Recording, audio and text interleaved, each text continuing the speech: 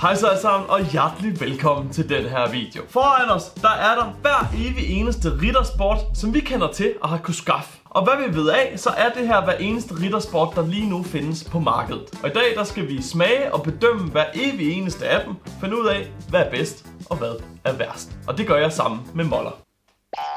Og det er alt fra de helt klassiske som helt hasselnød og nogle lidt wildcards som funky white lemon og alt der imellem. Hvad for en er din favorit? Jeg ved det ikke. Jeg synes, de har lavet mange gode. Jeg er langt fra smagt halvdelen af, hvad der er her. Det må jeg også indrømme. Jeg har heller ikke smagt dem alle sammen. Jeg er stor fan af hasselnødder, og det kunne faktisk godt være min favorit. Min er nok hvid helt hasselnød. Der er en, der snakker en lille smule til mig heroppe. Pistache. Pistache? Har jeg heller ikke smagt. Langt størstedelen af dem, vi har her, er købt i Danmark. Faktisk købt i Bilka. Og så er der et lidt større udvalg, som er købt fra Amazon og andre udenlandske hjemmesider. Så det er ikke sikkert, at alle, hvad du ser her i videoen, er riddersport, man kan få i Danmark. Så ved I det. Ja. Der er ikke så meget mere at sige. Vi hopper ud i den første af de nogle 40 riddersport, vi har. Som vi snakker om solen, vi starter ud med riddersport Funky White Lemon.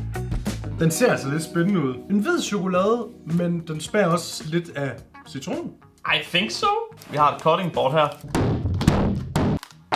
What? De er tykke, dem her. Er vi ikke enige om riddersport? Det er normalt 4x4. Jo, jeg tror det er 3x3. Det er citronmund, det her. Fuldstændig. Okay. Det smager fuldstændig citronmund. Jeg synes, den dufter bedre, end den smager. Jeg er heller ikke super vild med citronmund. Det er en okay riddersport. Den smager bare citronmund. Er man til citronmund, jamen så er det en herregod riddersport. Jeg tror, jeg giver den mindre, end du forventer. Jeg giver den 3. Jeg giver den også 3, faktisk. Altså, jeg synes ikke, den er klam og dårlig og smager dårligt. Overhovedet ikke, men den er bare ikke. Den er ikke lige mig. Den er bare ikke crazy god. Vi giver en samlet score på 6 ud af 20. Yes. I alle riddersportene giver vi begge to en karakter fra 0 til 10. Højeste score, man kan få, er sjovt nok 0. Højeste, man kan få, er 20. Hvad skal vi så have, var? Det er Groovy Crunchy Pretzel. Nå, den har 4x4, den her. Ja, det har den. Okay, det er tydeligt saltkringel. Det der salt, der er i den kringel, smager faktisk rigtig godt sammen med riddersportchokolade. Det kan noget, det der. Men den her, den giver mig lidt mere den følelse af, at jeg kunne egentlig godt spise et stykke mere. Den kommer i hvert fald til at få højere end 3. Den er jeg sgu op og vil faktisk godt give den 7. Så højt var jeg slet ikke. Jeg vil godt være gavmild og så sige 5. Det er en 12'er. Ja, for den er egentlig meget god. Men jeg tænker nok, der kommer nogen, der er bedre. Det kunne være. Riddersport Chill Out Creamy Milk. Ja, den er en smule bedre. Det tror jeg. Her har vi igen en med 16 firkanter. Det her, det kommer til at Kinder-vibe. Det dufter af Kinderchokolade. Kinder Maxi.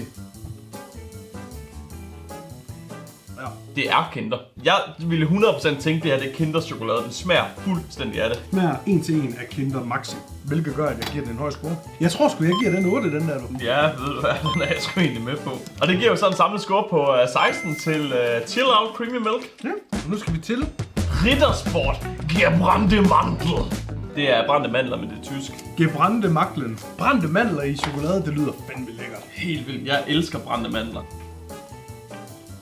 Jo, man kan godt smage det brændte mandler. Jeg kan godt lige starte med at sige, at den er vanvittig. Den mangler lidt brændte mandlersmag. Ja, altså der er brændte mandler over den. Jeg er i hvert fald på en 6'er. Jeg er sgu på en 7, og du? Ja. Det er en samlet score på 13. Næste er det er riddersport med nougat.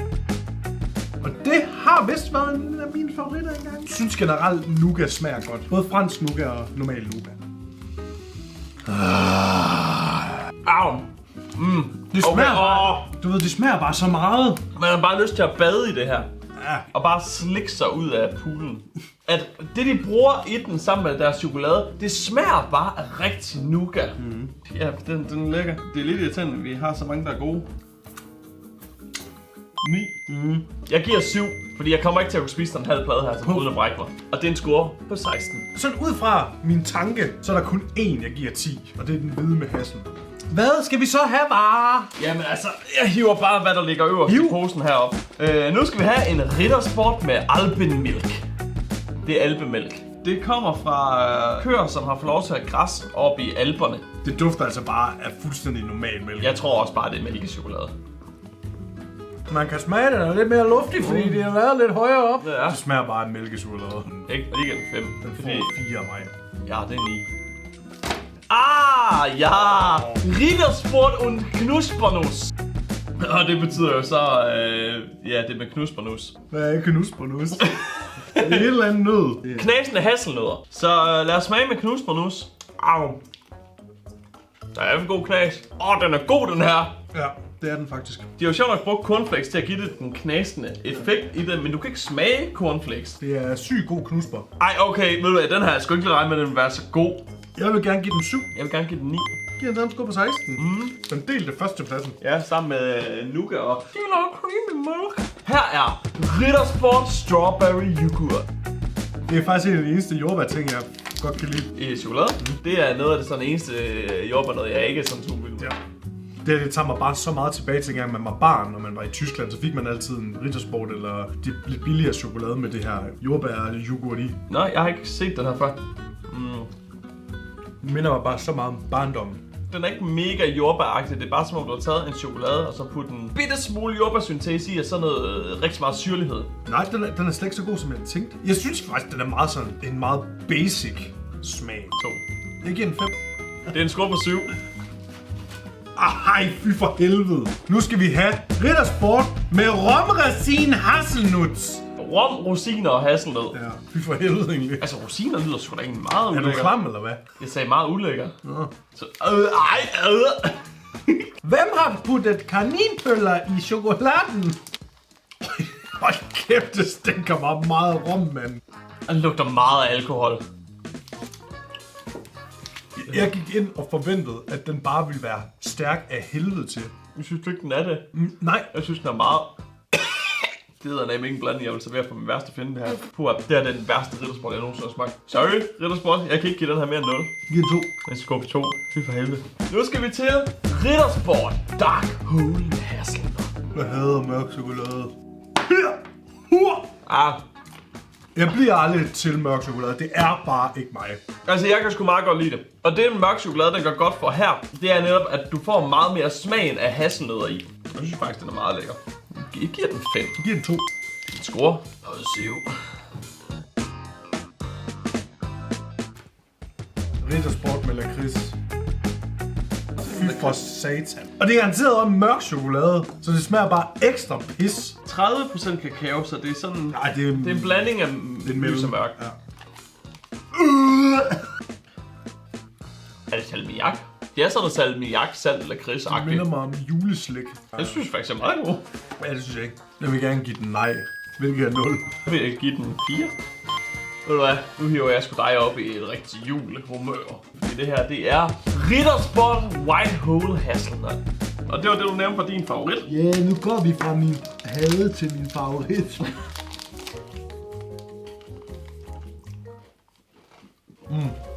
Jamen altså, jeg er enig. Den er fisk god. Jeg kan ikke forklare, hvad det er. Det er helt simpelt bare smagen af hasselnød med en god hvid chokolade. 10! 8. Samme sko på 18. Fra den ene hvide til den anden. Rittersport White Crisp. Den kan altså også kun være god, den her. Der kan man godt mærke, den mangler bare lige de der hasselnødder. Jeg kan faktisk godt lide det knas der i. Jeg synes, den er lige så god som den anden. Den får selvfølgelig noget mere smag, når der er hasselnødder i, fordi det her cornflakes, eller hvad pokker det er, det smager ikke rigtig af noget. Det smager bare sukker. Jeg ville klar hellere have taget sådan en, hvis det var en almindelig hvid chokolade, den der. Men hvis den der den kom med på, så har jeg taget den. Den her, den får 8. 9. Ja, det er 17. Men jeg kan godt lide hvid chokolade. Men mander, hvid chokolade har ikke en skid med chokolade at gøre. Det er bare mælk og smør og jeg ved ikke, fløde eller sådan noget. Vi vender tilbage efter reklamerne. Nu går vi til Rittersport med Edelvollmilk. Edelvollmilk. Edelvollmilk. Nå, det er folkemælk. Det er fra alle de tyske mødre. Den har jeg smagt, men den er røvkedelig. Den er simpelthen så basic. Det er julekalenderchokolade. Den får ikke mere end 3 af mig. Nej, men altså bare det der med, at den har viben af julekalenderchokolade, som er det mest kedelige chokolade, der er. Vi snakker ikke om Mabu eller nogen af de dyre, men den helt billige julekalender, som man kan få rigtig mange steder, der bare smager af pik. Den får ikke mere end 3 af mig. 3. Giv en sammen på 6. Hvad er det næste? Det er faktisk Rittersport med pistache. Den glæder jeg mig til. Den smager godt af pistache. Det giver den sådan en helt popcorn-vibe. Men bare det der med, at det er saltet pistache. Oh my god. Jeg vil sige, at jeg er ikke overrasket over, at den er så god. 9. Jeg giver noget. Jeg er glad for, at den var så god, som jeg havde håbet på. Lad os sige sådan. Nu skal vi have Riddersport med butter biscuit. Dengang jeg var en lille tyk dreng, der var det der faktisk det, jeg levede af. Altså, den smager godt. Meget standard på noget. Jeg tror måske, det er fordi, man har spist den så meget igennem tiden. Den får stadigvæk en fin score. Jeg tror, jeg giver den 6. Ja, men dengang jeg var mindre, der tror jeg faktisk, den her sammen med den almindelige hasselnød, det var mine favoritter. Men på det tidspunkt, der var der heller ikke super mange Riddersport. Der var måske, hvad ved jeg, 12-14 stykker. Jeg giver den sgu kun en 5'er, faktisk. Den giver mig en lille smule kvalme i dag. Jeg ved ikke, om du siger et så meget andet. Så det giver en samlet score på hvad, Moller? 11! Ja, det gør så. Riddersport Unicorn. Du kan ikke sige, at der er noget, der smager af et fucking dyr, der ikke eksisterer. Og så vent til vi kommer til den der Riddersport med Loch Ness. Det er meget knasende. Den smager af, hvordan jeg tænkte, luften ville være på Didis værelse i Dexters laboratorie. Ved du, hvad der står der, hvad? Enhjørning. Med knasende smørkiks og magisk jordbærcreme. Altså, den er ikke super god, men jeg kan godt lide, hvor crunchy den er. 4. Jeg giver den 4, ja. Det er sgu 8, du. Hvad skal vi have? Hvad skal vi have? Hvad skal vi have? Vi skal nu have Riddersport med kakaomus. Det lyder fandme klam egentlig. Ja, en smule. Det er sgu en af de store firkanter. Det lugter som om det er lidt meget. Den lugter som noget, der bliver klamt. Den kan godt blive rigtig varm med den der. Jeg får lidt mere en vibe af noget chokolade brownie. Det smager faktisk meget godt. Ja, men den smager fint, men det er ikke sådan en, jeg skal have mere end 1 eller maks 2 stykker af. Nej. 4. Ja, 4 synes jeg er fair. Det er 8. Riddersport Weiße Lakritz, som er hvid lakrids. Det er jeg lidt spændt på. Ja, der er Smarties med. Saltlakrids igen. Den er faktisk ikke sådan super kraftig, den der lakridssmag. Her der får jeg lidt mere den der vibe af lakrids i flødeis. Den er egentlig okay. Jeg giver den 2. Jeg giver den 4.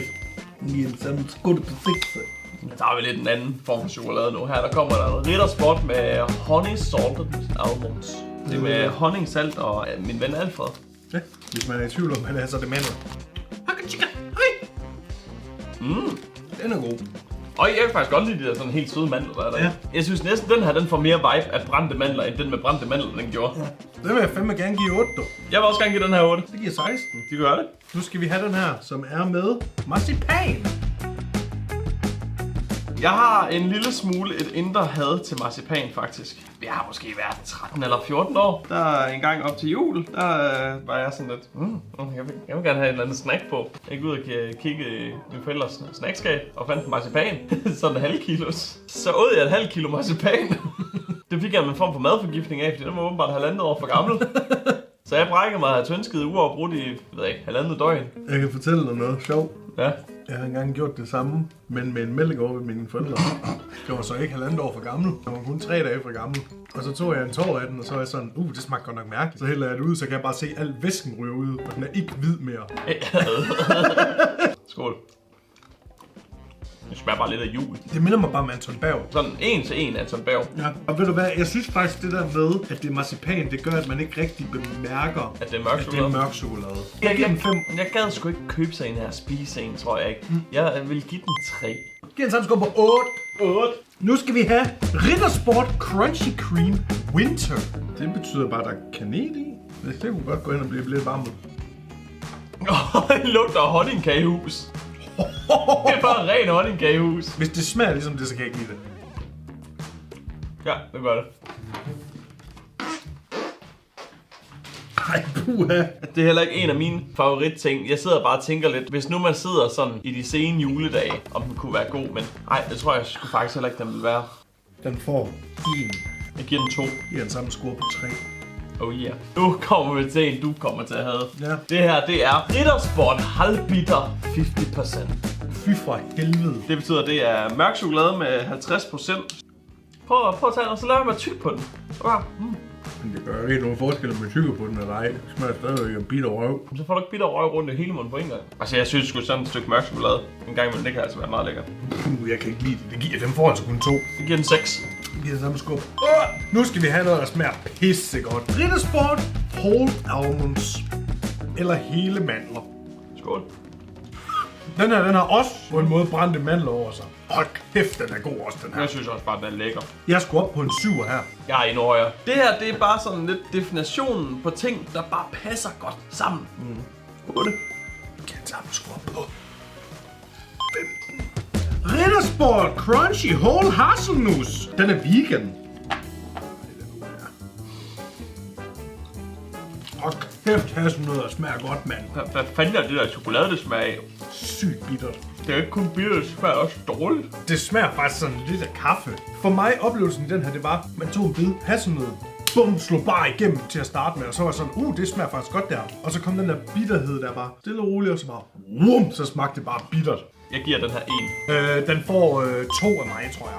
Det giver jo sådan samme skub på 3. Rittersport med cashew. Dude, jeg elsker cashew nu. Også mig. Det smager godt. Den er den får 8. Og den er vi enige i. 2 halvhjernede penge og 1. Jeg har garnører. Nu kommer vi til en smag, vi slet ikke har haft endnu. Her der kommer vi til Rittersport med orange. Det er også bare... Måske hvis det havde været orange knas. Jeg tror, at den her den kommer til at smage lidt ligesom de der Quality Street. Ja, fordi det er sådan noget creamy noget inde i. Ja, det smager ligesom dem. Jeg vil sige, at den er okay. Smager hovedsageligt af orange. Så meget af orange smag måske egentlig heller ikke mig, men orange knas. Jeg vil gerne give den her 7, min ven. Jeg vil gerne give den 4, min ven. Det er den samme skub på 11. Nu kommer vi til den her, som er rigtig vel. Det er Rittersport med saltet karamel. Jeg kan ikke lide det. Kan du ikke saltet karamel? Jeg har aldrig været kæmpe fan af saltet karamel. Den er en god crunch. Ved du hvad, det er faktisk en god saltet karamel. Jeg vil give den 6. Den er jeg med på. Jeg føler, vi siger det samme med rigtig mange af de ting, vi har med i dag. Den har en samlet score på 12. Nu tager vi et wildcard. Det her, det er Rittersport med peppermint. Den er også god. Men jeg kan faktisk ikke huske, hvordan den smager. Er det bare ligesom After 8? Jeg slikker den lige ren indeni først. Ja, den smager vitterligt bare af After 8. Og ved du hvad? Det giver en score på 8. Så vil jeg heller ikke med After 8. Jeg giver den 5. En skamlet sore på 13. Nu skal vi have Rittersport med hasselnut. Den kommer jeg til at rate over cashew, tror jeg. Jeg tror, du er mere vild med den her, end jeg er. Ja. Det er sådan en, man har fået så mange gange, at uanset hvad, så vil den få en høj score. Men jeg synes ikke, det er den bedste overhovedet. Jeg vil sgu nok tro, det her er min top 3 i dag. Jeg giver den en score på 9. Jeg giver den 7. Den score på 16. Nu der skal vi have Rittersport med waffle. Ved du godt, de har engang lavet en special edition udgave af den her også. Nej. I stedet for det kun må være waffle, så var det med blue waffle. Det har jeg faktisk godt hørt noget om. Lad være med at google den. Hvad er det, der er ovenpå? Det er Rittersport. Okay. Og den er god. Ej, det er altså ikke dumt. Jeg har godt nok smagt den før, men det er mange år siden. Jeg giver den 7. Jeg giver den 8. Det giver en samlet score på 15. Nu skal vi have kokos! Rittersport med kokos! Det er ikke bare en bouncy. Det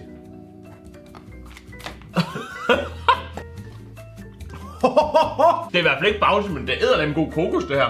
Damn! Altså, det kan godt være, at der står kokos på, at man forventer smagen af kokos, men det er god kokos-smag. Den får 8 af mig! Deroppe er jeg ikke. Da jeg tog den op, havde jeg tænkt, at jeg kommer til at give den 4, men jeg giver den 6. Det her, det giver en samlet score på 14. Den sidste normale størrelse Rittersport, vi har, det er Rittersport med whole hazelnuts. Det er den, vi har snakket om så meget, faktisk. Ja, den er lækker. God, klassisk Rittersport. Og det får mig lyst til at give den 7. Jeg giver den det samme ud. Ej, Molle. Det giver altså en samme score på 14. Ja, jeg føler bare sådan lidt den her Rittersport med hasselnød. Du kan ikke gå galt i byen med den, mindre du serverer den til en eller anden, der har nødallergi. Det her, det er det næste. Det er simpelthen Rittersport med cornflakes. Ja, og den kunne jeg simpelthen kun lige finde en lille version. Ja, det er bare klassisk Rittersport med lidt knas eller knæs. Ikke fantastisk, men heller ikke dårlig. Det giver en 5. Ja, 5 er fair. Den skår på 10. Jo. Og vi har en mere af de her små nogen. Jeg føler, den er brudt, den stadig. Den smager så dårligt. Den her. Hvis ikke I ved, hvad det er for en, så er det Riddersport yoghurt. Den er bare ikke særlig god. Nej, det er den ikke. Det er sjovt, den er sådan en lille smule sur. Jeg giver den 3. Jeg får sgu ikke mere end 2 af mig. Det er sgu også 5, du. Så er der den sidste af de små her, og det er med Fine Milk Chocolate. Og jeg går ud fra, at det bare er sådan standard. Det er vel bare original Riddersport. Det er jo en okay. Det er en ret god chokolade. Lidt hen af julekalender-chokolade, men bare lige sådan, tak bedre. På en måde en smule sødere. Jeg vil give den 4. Jeg giver den 2. Nej, jeg giver den 3. Det er en score på 27, 27, 27. Nu skal vi hakke nogen. Og nu skal vi til nogle af de her lidt større nogle, som er lidt mere specielle. Det her, det er dobbeltsmagssport. Og de hedder Riddersport Fruity Dew, Crazy Passes og Be My Berry. Kan man se, hvad der er hvad? Okay, den er simpelthen bare delt op på midten her. Så den ene, der står der Riddersport på, og den anden står Dew. Men så er vi jo nødt til at smage begge to, faktisk. Det tror jeg. Nå, ja, det kan jeg da godt se. Be My Berry først. Der er ikke så meget hindbær over det her. Det er sgu ikke det, for vildt med faktisk. Ja. Det er fandme noget sur stads. Hvad pokker er det her for noget? Hybenbær eller? Ved du hvad, jeg er sgu heller ikke stor fan af den. Nej, prøv at tænke på, at man kan proppe 2 smage i én Riddersport, og så smager det stadig så dårligt. 2. Jeg havde tænkt mig agtigt det samme. En score på 4. Det her, det er Riddersport Coffee Duo med Milky Macchiato og Crunchy Coffee. Det er sgu nok en Riddersport, der ikke er for mig, som bare ikke er glad for kaffe. Du kan ikke lide det her. Ej, puha! Ja. Prøv at alle lys i min verden gik også bare ud der. Jeg synes faktisk, den er meget god. Det er ikke helt dumt. Jo, det er fandme dumt. Nu har jeg forstået den her. Altså ikke helt lige så slemt. Og der er knas i også. Jeg har aldrig nogensinde fået så dårlig en Riddersport, for jeg giver den 0.